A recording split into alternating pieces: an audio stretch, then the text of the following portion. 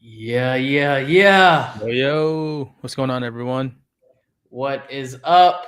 Hey, if you're in the building, let us know where you're tuning in from. I see we got Cobb in the building, another South Carolina native. What's up, Cobb? Let us know down in the comments. Shout out Cobb too, man. I know he got a shout out last time for some of his success. It's going to be a really cool night. So you're probably tuning in by one of our posts on our YouTube channel, from our Discord.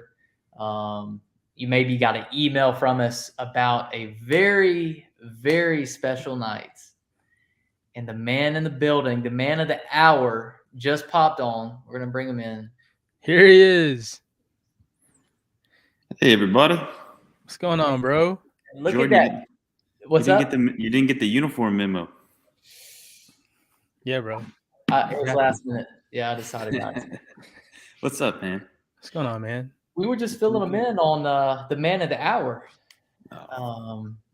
Dude, this guy's. I'm gonna let you give your intro, but I want to preface it. So I was looking back through some messages.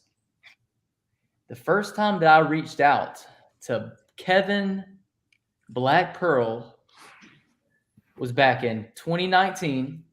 I seen that Sound on Sound article, and I seen this was another Carolina native, and this man had done mixed the hottest record of the time, Bop. And man, I was a fan from a distance for a long time. And through Maddox, I was able to meet Kevin maybe about 3 years ago, and I got to give Kevin. It's right there with Maddox.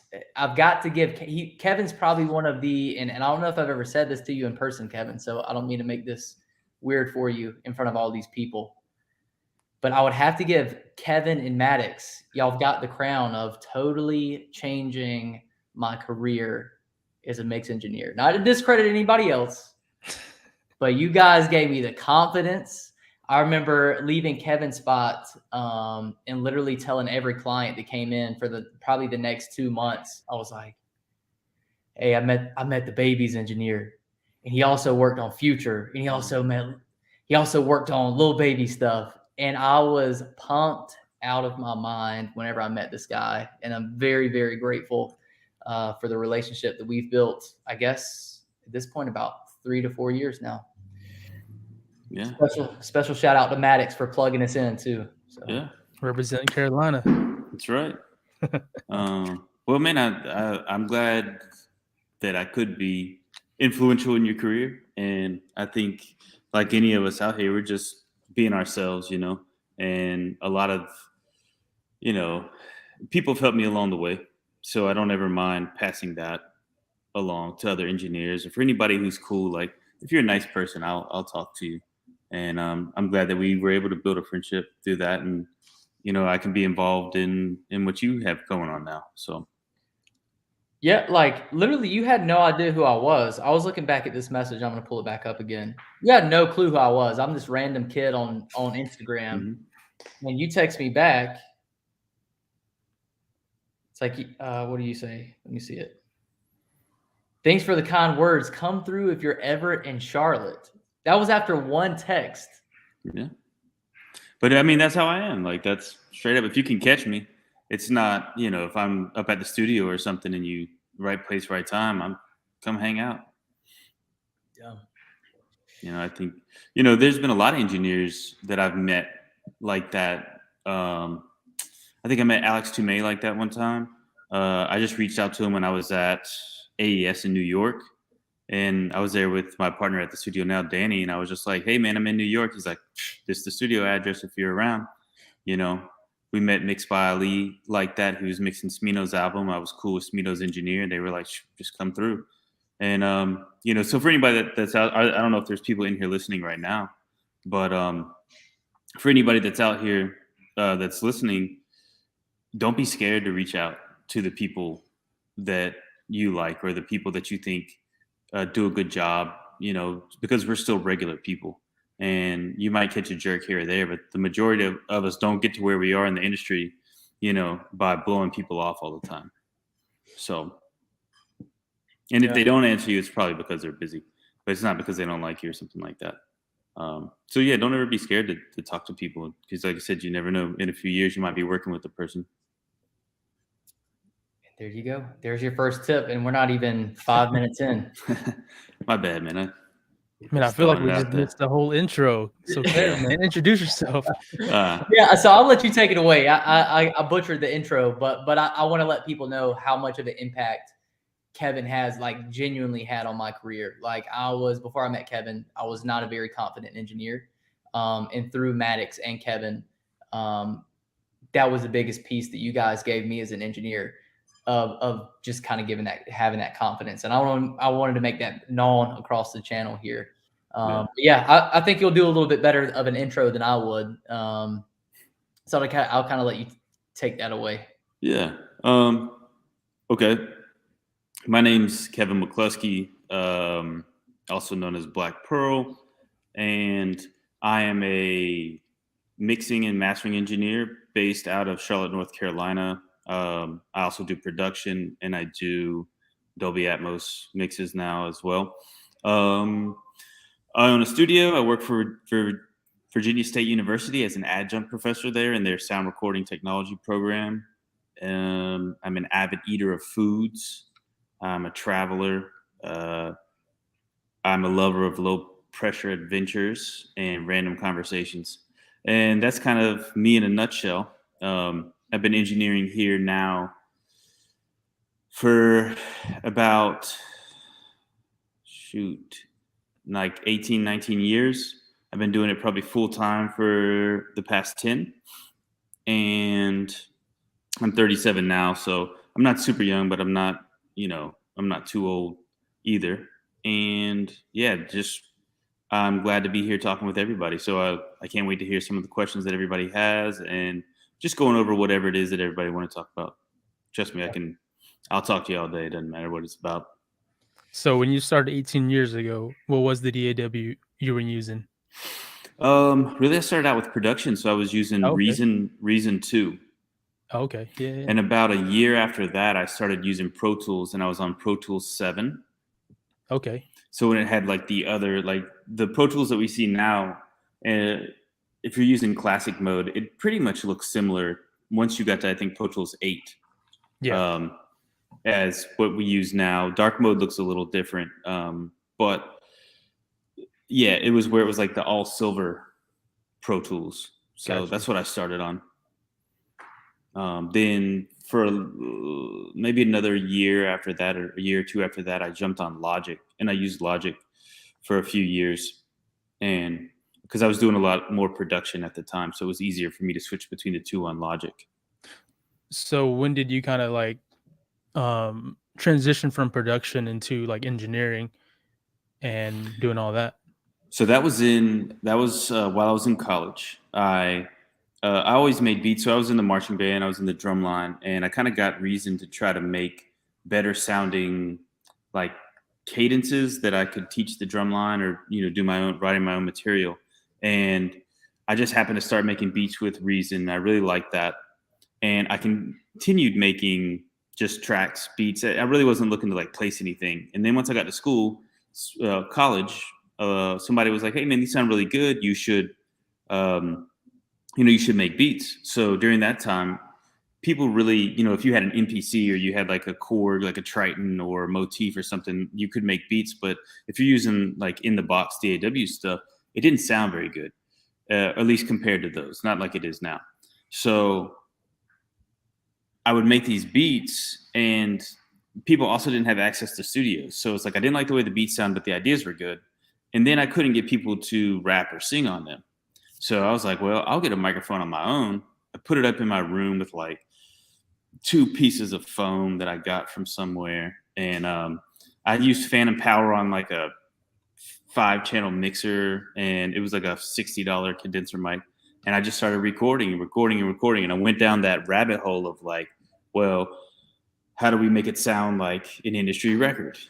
And then years later, here I am. But that's really what it was. I was trying to record people on my beats. And then I kind of fell in love with the recording, the engineering process. I also felt like I was more competitive as an engineer because I was quick, I was smart, I could pick it up.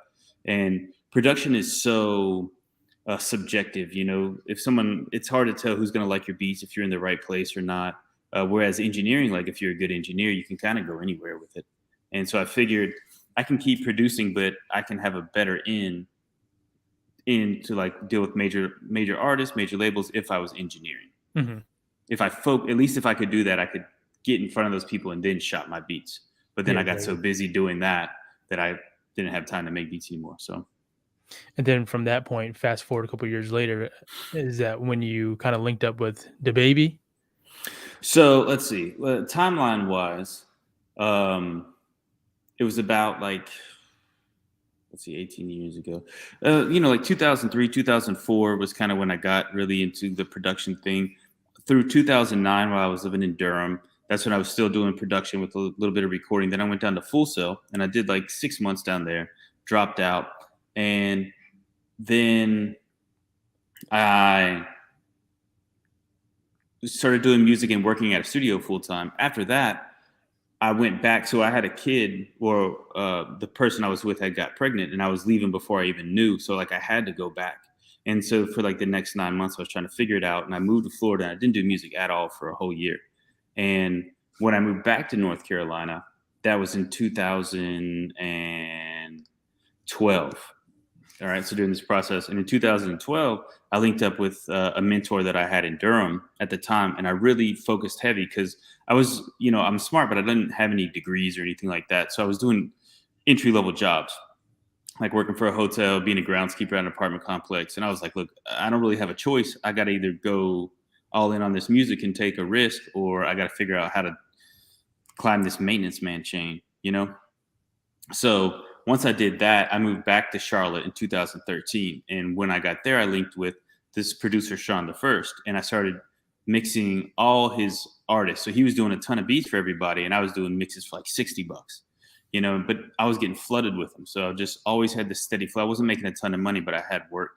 And over building that relationship over the next 2 years, I met DaBaby around 2015. He was still Baby Jesus at the time. And he was just starting out. He was really good, but he was really smart. And he always made sure that I got paid. He always, even if he had to like meet me at a McDonald's outside of a shopping mall or something like that, like he would, drop everything to make sure I got my money. He was able to say exactly what he wanted, and it was good to work with. And I could see his whole like movement and trajectory, the way he carried himself, all that. And he just took off after that. So pretty much like you said you went to Full Sail and then you dropped out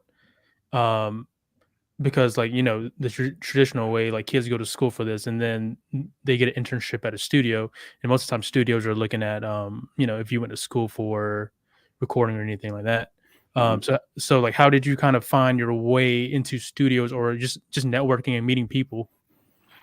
Yeah. Well, I'd already kind of worked in studios before I went to Full Sail. So when I left, before I left Durham to go to Full Sail, I was working and interning at a studio, Flavor Fruit. It was owned by Big Daddy Kane's DJ, a guy named Skaz, a really great guy. He was a good producer, really good at sampling. And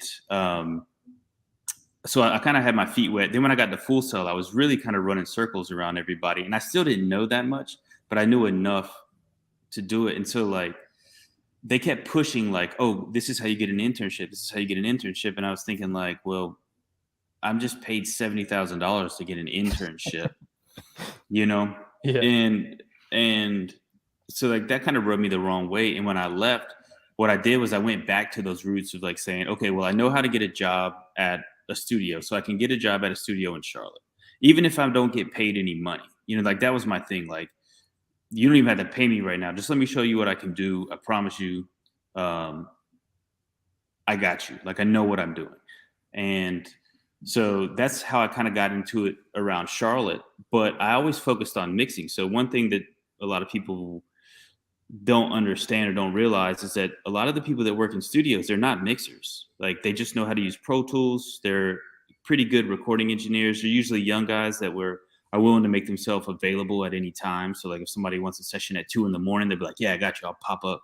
They really burn themselves out like that.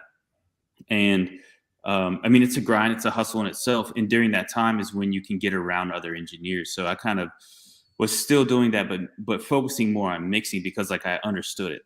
And I had a mentor that at the time, a guy named King James, Mel Jacobs, he really kind of broke down things like metering to me. And like I would go in and I'd pay him like $50 every 2 weeks when I got this like measly paycheck. And I'd have him listen to mixes and things. So during that time, while I was still in Durham before I moved to Charlotte, I was really getting my mixing chops up. So when I got here, I was engineering, but then I could be like, oh, I mix too. So if they want to pay for mixes, and the mixes were actually decent. And so like that's kind of how I kind of went down that mixing lane, and eventually became just the go-to mixer in Charlotte because there wasn't any competition. They were all like producers working at a studio.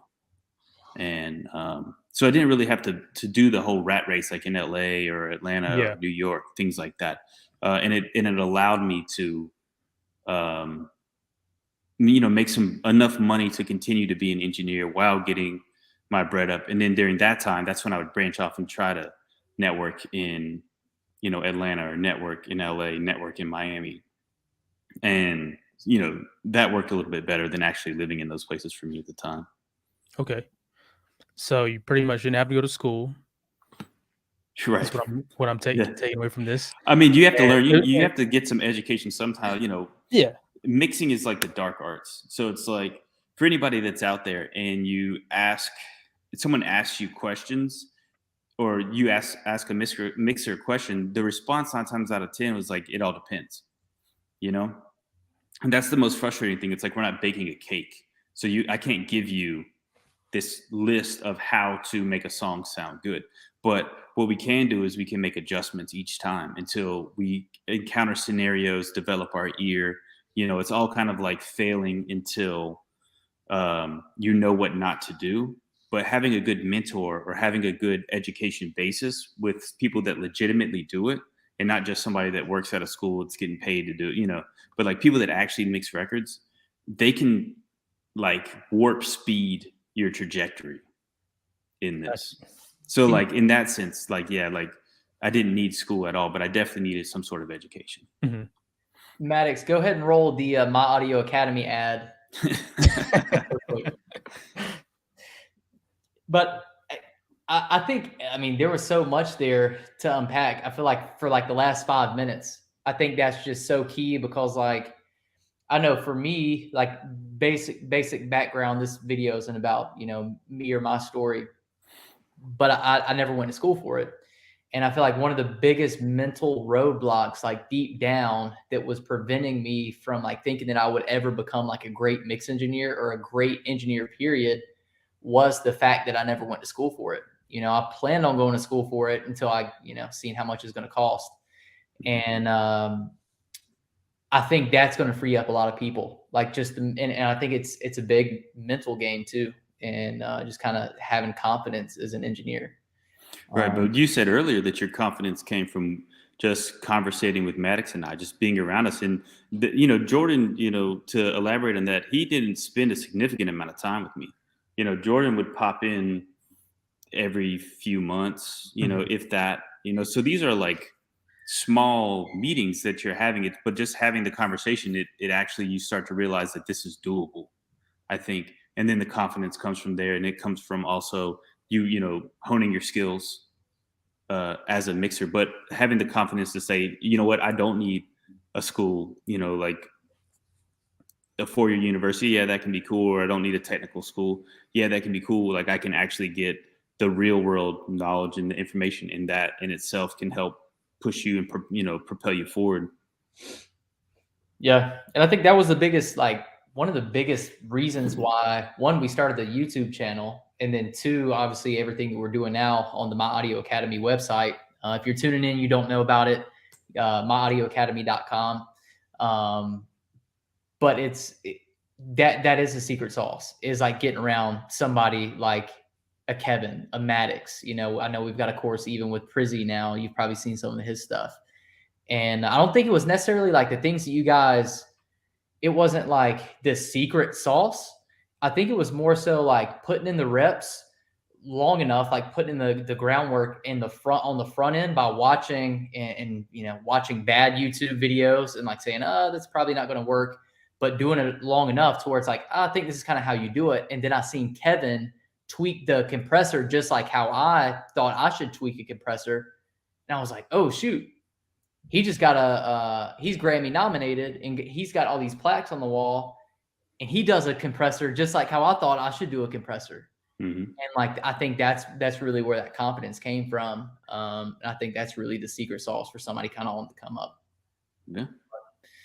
I do want to, I know we got some questions here, and feel free to, what the call really is it's going to be like a Q&A with Kevin. I mean, multi-platinum mix engineer, Grammy nominated mix engineer. You can kind of see in the video some of the credits that he has. But so feel free to drop those in the comments and we'll ask these. I've got one here. What's the key to compressing to get smooth vocals without the harshness and high noise floor? So that's a great question, and it all depends. No, I'm just kidding. I'm not going to do that to you guys. There's a lot of different ways to approach it. One thing that I've noticed is the better that it's recorded, the better the signal coming in, the better the recording environment, the microphone, the conversion. You're going to have to do less of that. So a lot of times what you hear is a really well recorded vocal, and then they're kind of doing minimal processing. But if you want to smooth something out, you can always get more compressor artifacts using like a faster attack, slower release. Now, I don't always recommend that because it's going to tuck it back a little bit, but it can smooth out the vocal. Also understanding like how to find resonant frequencies with the equalizer. So like in the top end, if you have some stuff, it can be anywhere, in the 3K range, it can be in the 7K range. That sometimes will give you that scratchy sound, even up 10, 12. Cheaper mics tend to be less pliable.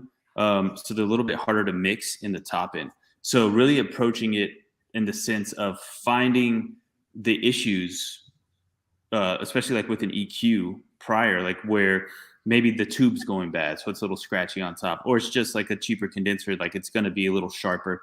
Finding those first, kind of notching those out, and then compressing it, that will also help you get that smoothness that you're looking for.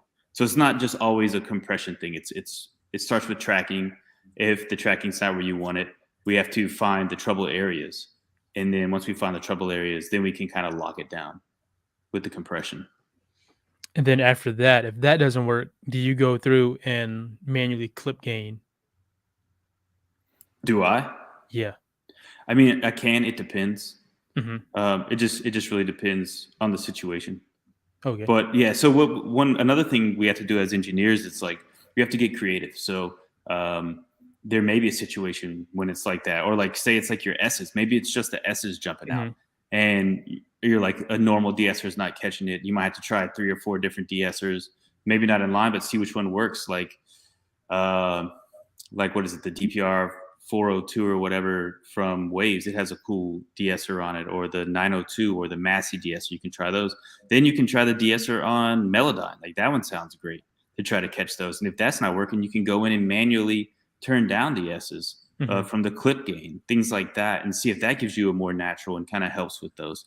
So, there's lots of different ways to do it. I heard another thing too that could spark some debate. So EQ before compression, huh?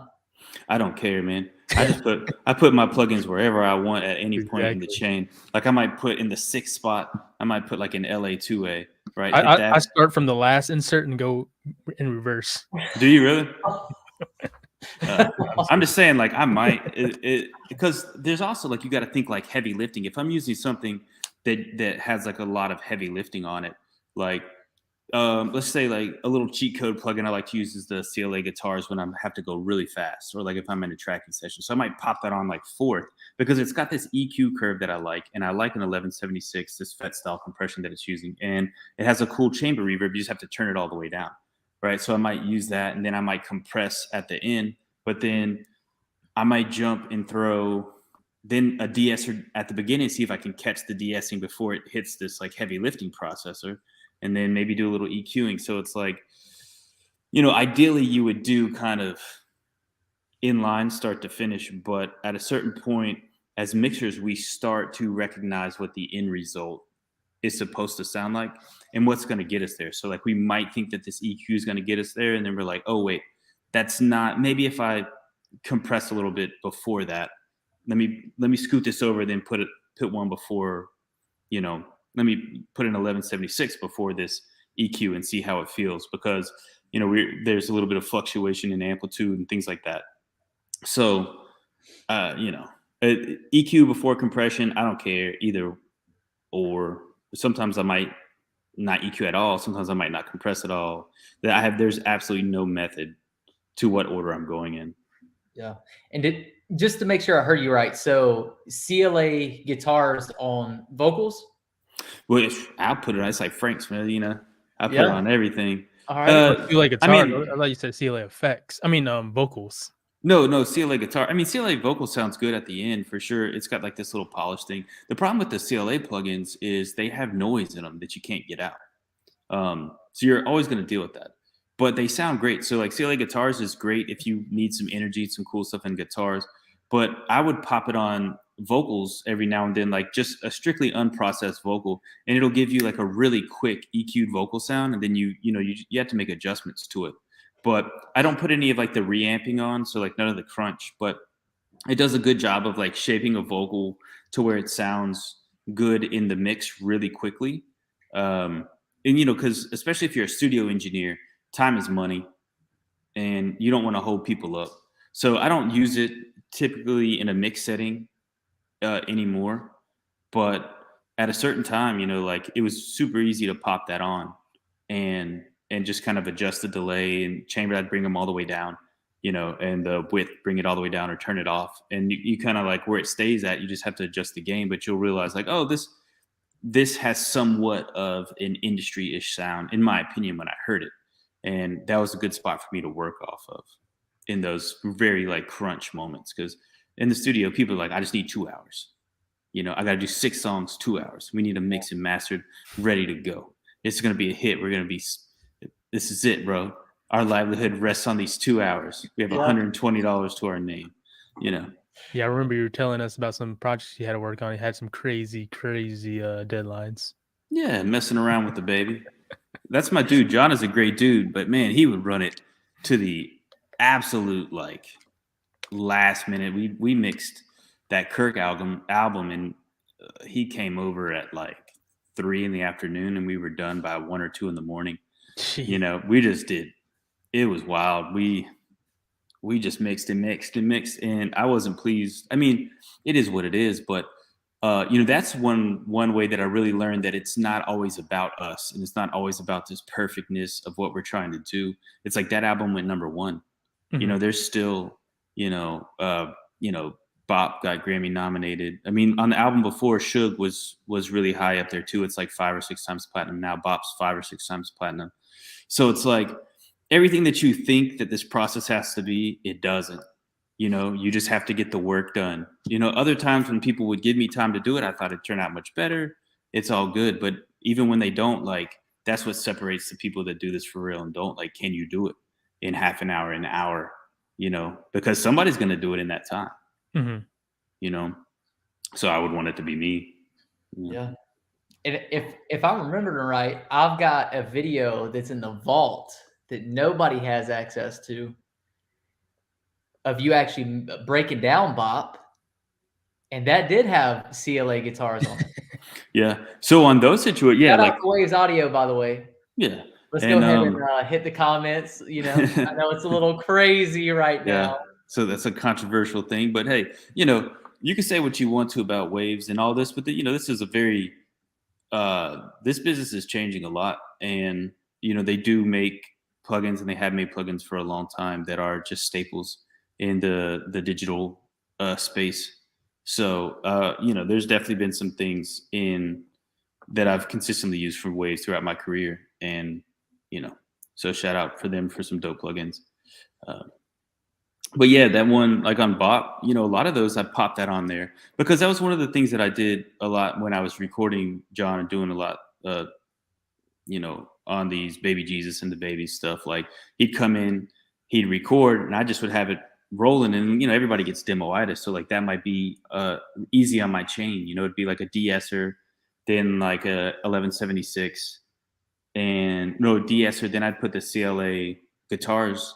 Even with the reverb on, and then I'd put a compression after in like a couple stages, like an 1176, the R box, then maybe an EQ or something like that. And all that compression after it is kind of what gave it like that splashier reverb sound at the time. That was sort of signature for what he was doing. And, it's like, it's not broke, don't fix it. I have 8 hours to mix 12 songs. So the verb on his vocals was from the CLA Guitars. So yes and no. So sometimes I stopped doing that as much on the lead vocal. So I might leave that on there for like the EQ curve because I thought it went well with his voice. But I would take like the reverb off. And then I would use like Valhalla vintage verb. So I had like a hall setting that I would use, and then I had like this delay setting that I like to use with, I think it was the Valhalla delay, and then I used an ambient reverb setting as well that was like really short and just would kind of give it some space. It was fairly audible, but really where the reverb, a lot of the reverb with DaBaby, where it comes from were in his ad-libs. And what I would do is I would duplicate the chain for his lead vocal into his ad-libs, but I would put processing on the actual ad-lib. Oh, what's up, Prizzy? Sorry, I just saw him pop up in the chat. Hey, there he is. Yeah. But guys, yes, can you hear me? Yeah. Yeah. But yeah, on those ad-libs, I would, if I was gonna do like a filter, I might put a filter then, but then I would put reverb prior to that whole vocal chain, right? So there's already a lot of compression going through. So like, and I really like the CLA vocals. So I would use that chamber reverb and the delay that they had.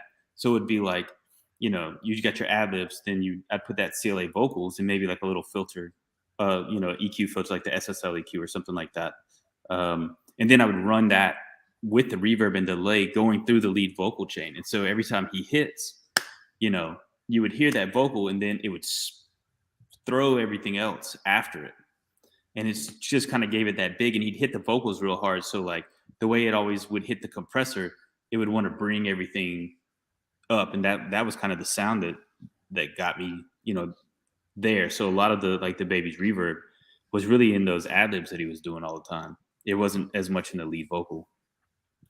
Dude, that like shifted the sound like for a long, I feel like for a 2 years straight, probably about 50% of the recording sessions that I would run, people would say, hey, make my vocals, make my ad-libs sound like DaBaby's. Right. Like that was for real, like that was I don't know if I don't know if the comment section knows how like that was a key. And it took me a little bit to figure out what he was doing. Well, you should have just called me. Well, I didn't know you like that yet. This like, excuse me, could you tell me what you did on those ad-libs? I'm getting a lot of requests for this. Hey, I think I actually did do that. Always, yeah. I think I actually did call you like at 2 a.m. one time Yeah. to ask that exact question. Yeah. That sound was like, Yeah. it was like the sound of the industry, like for Right. a while. Well, that kind of made me, I mean this in the most respectful way. Like, I really felt like those projects were so rushed and those things that it wasn't an accurate representation of my ability as an engineer. And so, but, I couldn't argue it because it was like number one. It was the biggest thing rocking at the time. And it created a new trend. It created a new vibe where it was like the ad-libs almost outshine the lead vocal in the sense, like he always wanted them dead center. He always wanted them super strong, and he always wanted them, wet and have these throws. And I was like, okay, but what I'm gonna tell you, like, no, that's the way you want your music is wrong. Like, no, like, okay. And then the trajectory kept going up. So I was like, all right, we're running with it. And And it goes to show, I think I saw it on Pensado's Place or Jason Joshua or somebody talking about sometime. It's sort of like, it's better to be new than it is to be good, you know? And that's what happens. It's like when you're that it sound or whatever new and popular, that's what people say is good, you know? But when I compare myself to other engineers, you know, I didn't feel like that I felt like I was competitive against them, almost like imposter syndrome.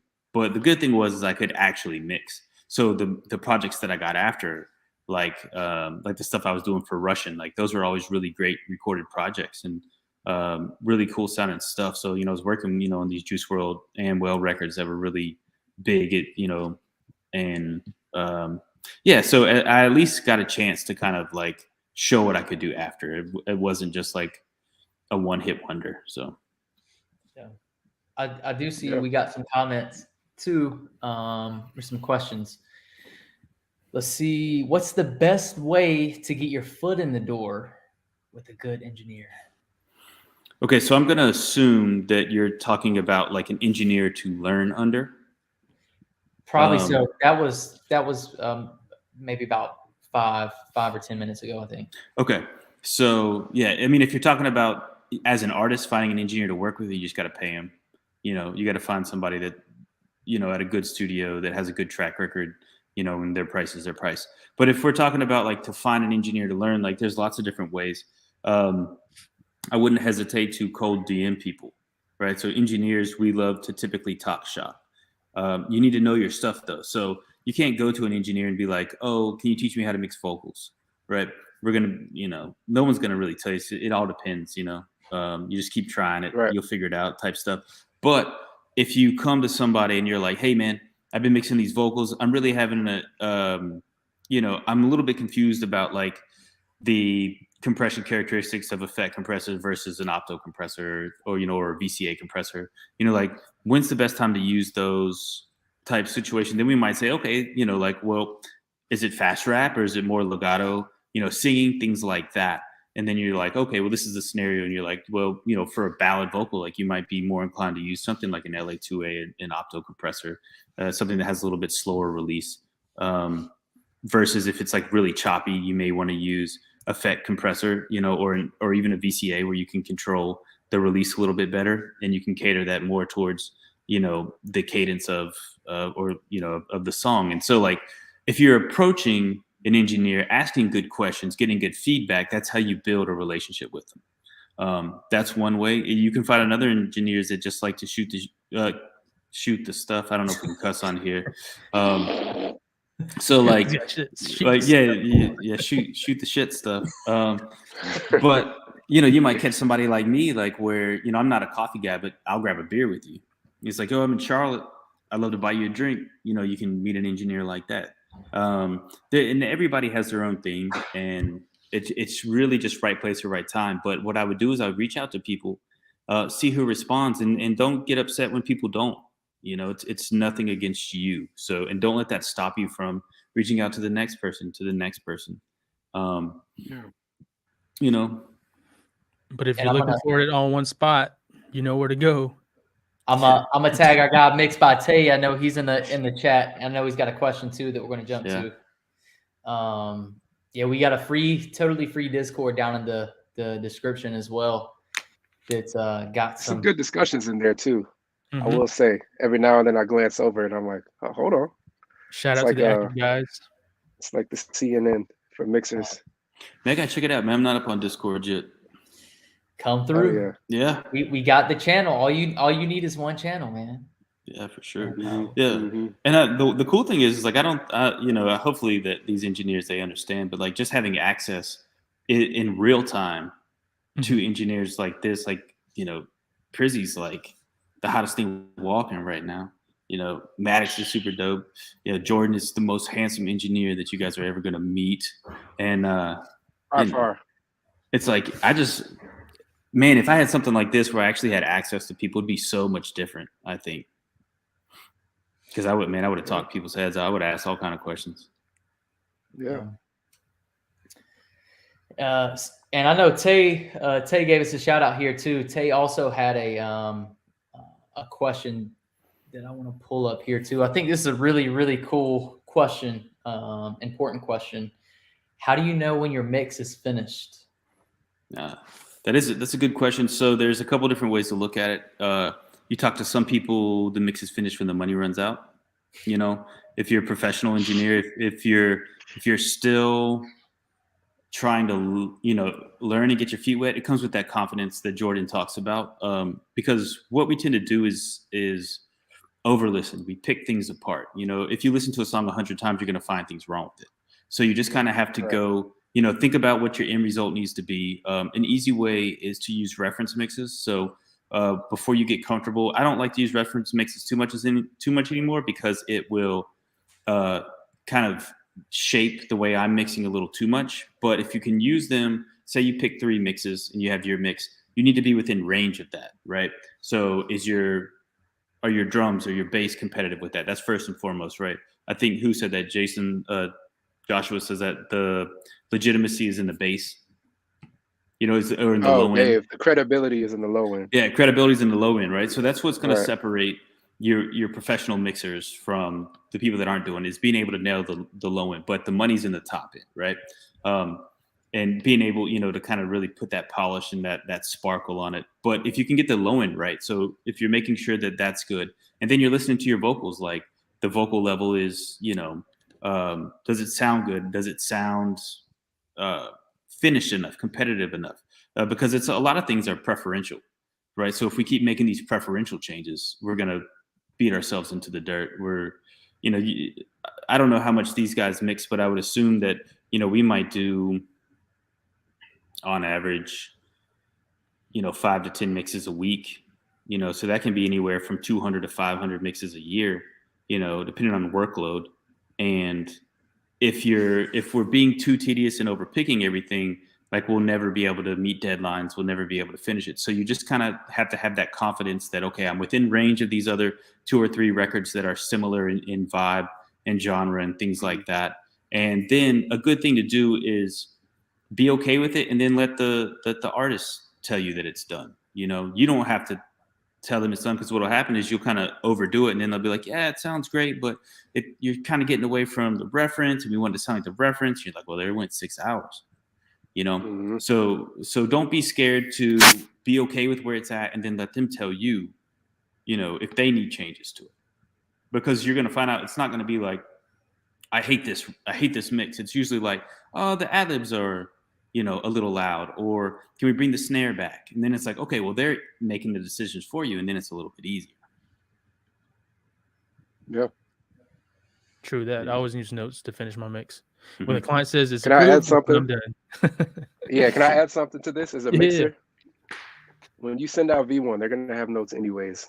So don't beat yourself up over V1. You know, like sometimes you get that imposter syndrome before you hit the send button. You send it, you're checking your phone, you're like kind of on pins and needles waiting on their feedback. 9 times out of 10, they're going to have feedback anyways. So kind of let that pressure go from, you know, trying to perfect it. And in the first pass, just do your best, make it sound dope, you know, honor the rough, but send it out. It's a collaborative process. Yep.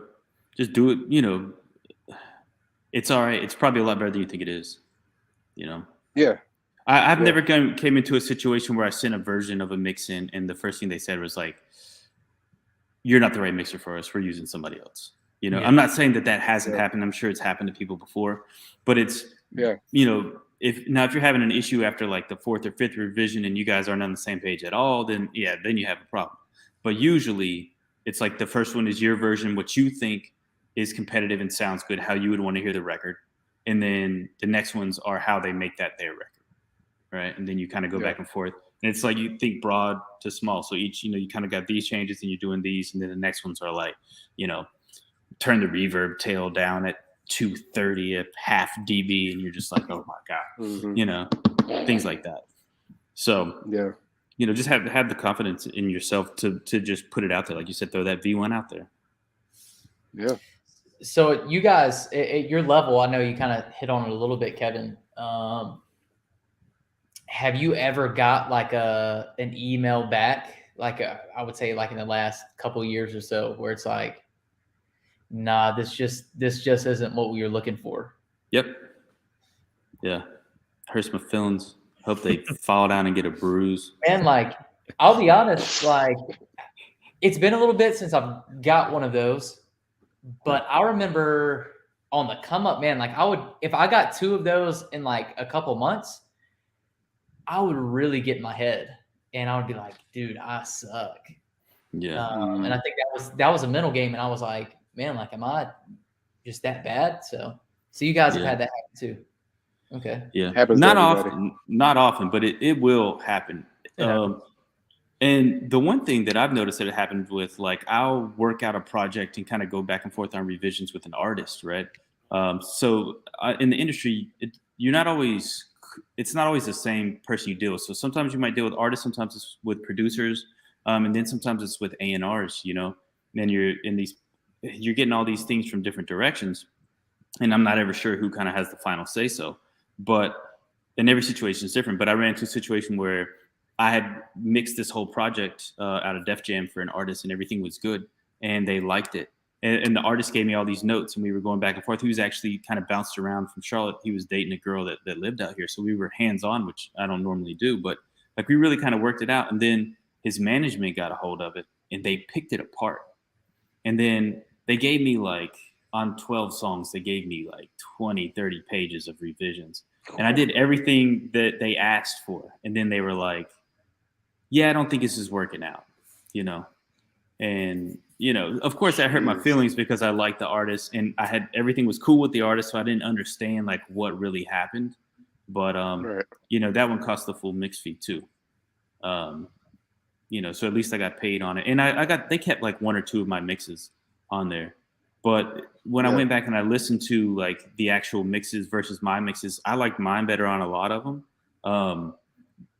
But the differences were usually just preferential. Like maybe there was a little bit more reverb on theirs, you know, maybe their drums weren't quite as forward on a soft song because I tend to make my drums a little bit punchy, you know, and it was stuff like that. So that didn't hurt my feelings. Or even like when I listened to like some of the stuff with other artists I've worked with, and then because they may use a different mixer, right? So there's not saying that there has to be this loyalty, but like with a certain artist, then a new mixer works with them and that gets released. Like you're like really comparing your stuff. And when I would compare what I did versus, you know, what this other mixer would do in their stuff, 9 times out of 10, it was just a preference different. It wasn't a skill level. I wasn't like, this person is better than me. It's like, oh, right place, right time. They like what they did, whatever. It's not because I wasn't good enough. Yeah. Cool. I got some, let's see. I want to make sure that I'm getting some of these questions. Y'all enjoying this, man? This is, it's good. I go back and rewatch these. If we ever take them down and get that private access. Let's see. Yeah, Mixed by Alden. Shout out to Mixed by Alden. That's my guy. He's another premium member in the building. I know he's a close friend of yours too, Kevin. I know y'all talked some. Yeah. Do you have any mixes that you feel are a representative of your mixing style? Like any core mixes? I think this can be a question for all 3. Yeah, and I'm sorry if I've been talking a lot. I didn't, you know. Dude, but, you roll, man. We're here for you. Really good. Yeah. Yeah, so I think there's a song called Black 2 by Buddy. And that one I think really nails what I like to do as a mixer. I'm a big fan of that, just the way, because it's like simple production. This producer, Rufio, makes an amazing hot sauce as well. But he's like a professional drummer. And so he has this really dope pocket and the drums sound good. And then he kind of just has like this heavy synth, like a percussive, like a deep pluck synth thing going on. And then Buddy, if anybody knows Buddy can rap. Like he can rap. So he's just riding the beat. He sounds like silk on it, and it's funny. And well, not necessarily funny, but you know, he's more animated, I guess is a better word. And I just really felt like that mix, you know, it's the way the drum sat was how I like it to sit. The way his vocal was at, the texture of the vocal. That was a really good one for how I mix. Yeah, I gotta check that out. It's a good one. I like it. Oh yeah, Maddox, go ahead. For me, I don't know, man. I feel like I'm still trying to find what I like when I'm mixing too. So every record is always different. Even though I do the same stuff. I mean, like I feel like sometimes I like my older mixes, sometimes I like my newer mixes. Yeah. I don't really have one, I don't think. There's not one where you're like, man, I did a good job on that mix. Just none. Are you just like, are you like the rest of every mixer in America where we hate everything that we do? Yeah, exactly. It's like, man, I got better on this one. Oh man, I got worse on this one. Yeah. What's going on? I'm losing it, man. Yeah. You do have one. You broke down the Camilo Mike Towers record on the chorus. That's got to, you got to be semi proud of that one if you broke it down in the chorus. That was pretty good. Man, I definitely like doing you know, the Latin pop stuff.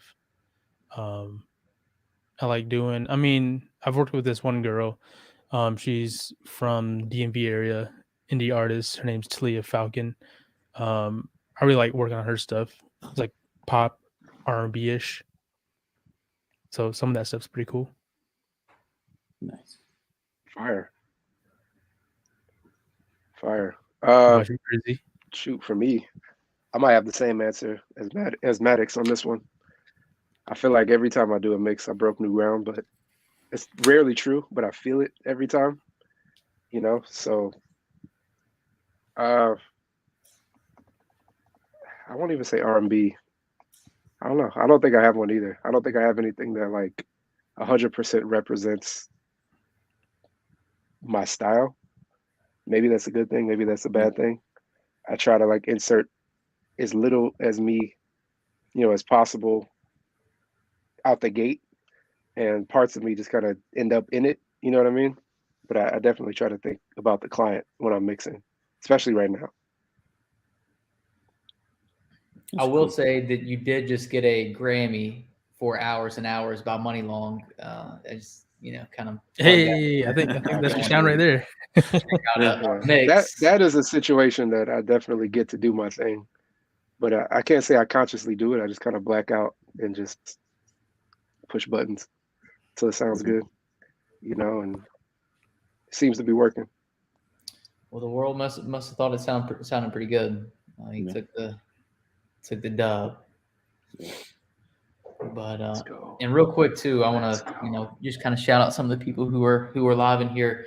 Shout out to Nocturnal Beats. Oh man, that's my guy right there. Actually, I was supposed to call him back when I was traveling back, and I was so tired when I got back from my trip, I forgot to hit you. So, super dope producer though. It's got a real nice like up top sound to him. Really, he's sick with the MPC. So you owe Nocturnal Beats a call after this call. I do. Well, I might call him tomorrow because it's late. Just invite him in. I did notice you're real tan. You did just come back from a nice trip, man. I seen you weren't what I say, driving a boat. You were selling a ship. Yeah, a catamaran. But yeah, it was. I went on if anybody ever wants to talk food or travel with me, that's kind of like my thing. Do you have Instagram pages for that for Kevin Travels? No, I'm working on it, man. I got enough content, so you need to make one, bro. I know. You know what? I need to get Jordan to make me one. Hit me up. Oh yeah. Have you ever thought about leaving your house? Here's what you do. You know, Jordan be travel hack. That's right. Oh yeah. But yeah, no, I went down to my my partner. She's from Belgium, but she's a native French speaker, and so we've been going down to kind of like the French islands in the Caribbean. So last year we went to St. Martin, and this year we had the opportunity with some friends to sail between like St. Martin and St. Bart. So we were kind of, I'm not going to say I'm a sailor by any means, because when the water gets a little rough and windy, I'm kind of like, I made a terrible mistake. I don't even know what I'm going to leave my kids. Like we're going to die. But when it wasn't like that, it was really awesome. So yeah. It was nice to be down there in the sun and seeing the clear water and eating good food. Yeah. It's like European culture vibe down in the Caribbean. So if anybody's been over to Europe, they know it's a vibe in most places, and it's just like that in the islands too. See, you're a baguette man as well, right? Oh yeah, man, I got to get a baguette wherever I go. It's her fault. It's my girl's fault. She got me on cheese and baguettes, and I gained some weight and all that stuff, and I'm trying to knock it off. So I can't eat the baguettes like I want, but I got a workout plan for you. I was sharing with Maddox before you hopped on. Yeah, I got you know. for real. Get the dad bod off. Yeah, but no, I think my goal in life is like I'll probably move to a little island or to Europe, and I'm just gonna carry around like a baguette, and then I'll probably make like a custom baguette holder, like a pool, like to hold a pool cue, but just for baguettes. If we could figure out a way to warm it, even better. And then I get like some wine in one of those little wicker baskets, and I'm just gonna like walk through the streets in the village, and I'm gonna be that American guy. I've got it planned out, and I'll pull up and I'll have a glass, and I'll take 2 glasses out, and I'll put probably mason jars just to keep with my southern roots. And so like pour these mason jars full of wine and just have a drink with someone, and then I'll just get back and walk on my way. So I think that's my ultimate goal in life. Shoulders, man, like that's smooth. That's how I'm gonna walk down there. I mean, like when you see me, when you come visit me, you're like, oh, there goes Kevin. He's in the south of Spain right now. He's just walking around, strutting. Eating baguettes. Yeah. By that time, there's gonna be apps on the phone, so I'm just gonna have my phone and like some AirPods in, and I'm mixing records and send it off. There you go. In BandLab, right? It's whatever. It doesn't matter. Real quick, rapid fire. I know we're right at time here. Good preamp to use within your DAW if you don't have analog gear. Referring to like the UAD stuff potentially. Yeah. So I think preamps in general are going to be kind of before you hit the DAW, but I guess some preamp emulations that I really like. I like the UAD, the Avalon 737.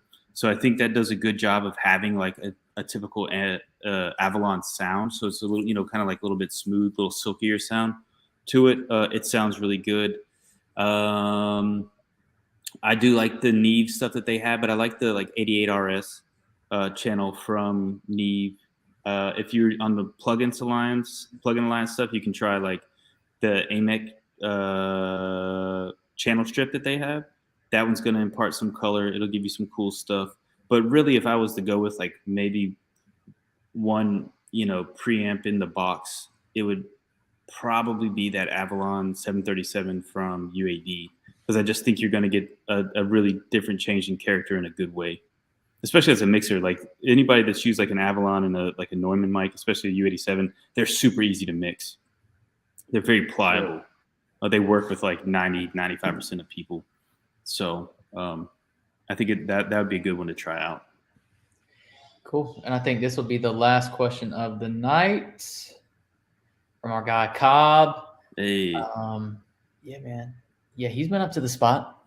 Are most of your mix orders sent with the original Pro Tools sessions or just a folder with the track stems?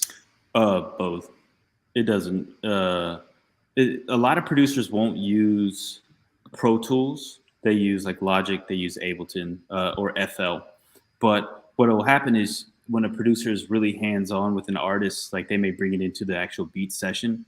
And then, so like that might be in Logic. So they'll do everything and then they'll bounce the stems down and I'll get them like that. If an artist tracks it on their own and not really with the producer, not always, but sometimes when it's like that, they'll send the Pro Tools session. Either way, it's fine. The problem with getting those Pro Tools sessions is now there's so many plugins that you're always having to buy new plugins, or you just have to listen to it and figure out what's going on. Like you might know, okay, well that's just like they use the Pro Q2 instead of the Pro Q3 right there. So sometimes you can look and see what was going on, but yeah, I guess to answer your question, like it's all over the place. So as engineers, as mixers, we just have to be prepared to, we might run with something where we basically do a mastering chain on it because they liked everything so much, and kind of shoot it back to them, where there's other ones where we're doing heavy lifting, or they send it without the processing. They're like, recreate it. And you're like, okay, you suck for doing this, but I have to do it.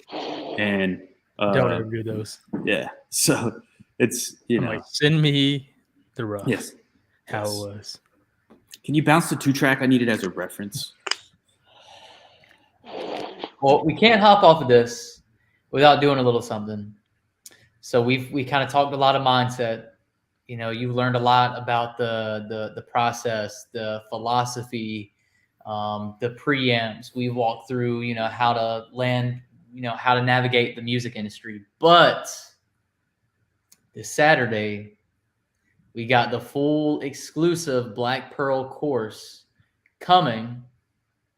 If you want early access, we're actually going to go live Friday for anybody who signs up in the link down in the description. So you're going to get it 24 hours in advance.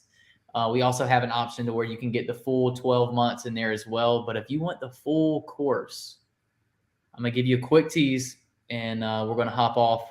You guys got like 3 minutes left? Yeah, I'm good. Yeah. Air horn. World premiere. We have 2 different artists on this that more than likely was recorded in 2 different places. Just by looking at it, we can tell that Wells has more compression on the way in, so it doesn't have quite the same peaks. This is a lot more controlled, potentially over compressed, but it looks okay, it sounds okay. And then Juice WRLD's is much less compressed coming on the way ins. We're seeing a lot more peaks in that. That's fine too. We just have to approach this from a little bit different perspective. So first thing that we've done here is we kept a little bit of the same settings. So that's important.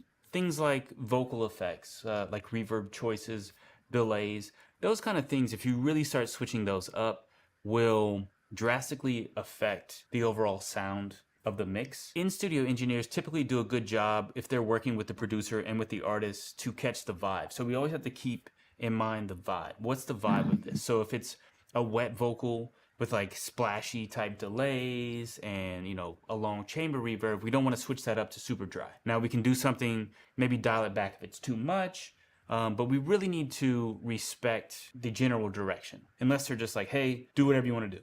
But most of the time that doesn't happen. Beat the reference, make it sound better, keep the same vibe. Remember, it's their record. So with that being said, on here they had like R comp, and in my opinion, it really wasn't needed, but I think I was on a time constraint when we were mixing this, so I just left it on.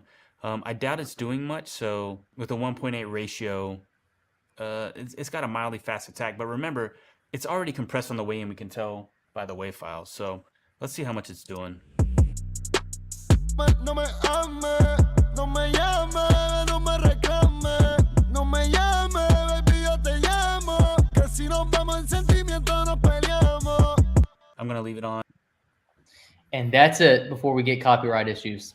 So the full course, you're getting the full mix breakdown. You're getting the vocals, the drums and bass, the mix bus, Juice WRLD's vocals, ad-libs, vocal effects. What else? We're breaking down the music. The music, yep. You're getting all of that in the course.